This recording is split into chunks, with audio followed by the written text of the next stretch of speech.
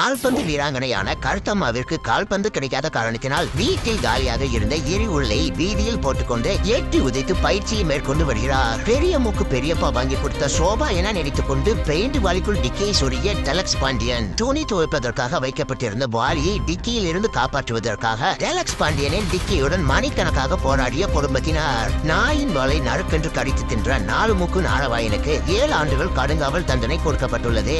இந்த கடுங்காவல் தண்டனை கொண்டாடும் விதமாக காவலர்கள் கவனிக்காத நேரத்தில் சீரைக்குள் இருந்தபடி கருத்தான பாடலுக்கு உள்தாக நடனமாடி இன்ஸ்டாகிராமில் பதிவேற்றம் செய்த 4 மூக்கு நாரவாயன். கோயிலுக்கு போடப்பட்டிருந்த மேடையில் கோளாறு ஏற்பட்ட காரணத்தினால் கோளாறாக ஆடிக்கொண்டிருந்த பருவ பெண்கள் தடுமாறி விழுந்து தர்மாஸ்பத்திரியில் சேர்க்கப்பட்டுள்ளனர். மாட்டுப்பண்ணை என நினைத்துக் கொண்டு நாய் பண்ணைக்குள் குதித்த மர்ம நபரின் மர்ம இடத்தில் மாவிளக்கை ஏற்றி வைத்து திரியை கடித்து இழுத்த தண்டனக டாமி.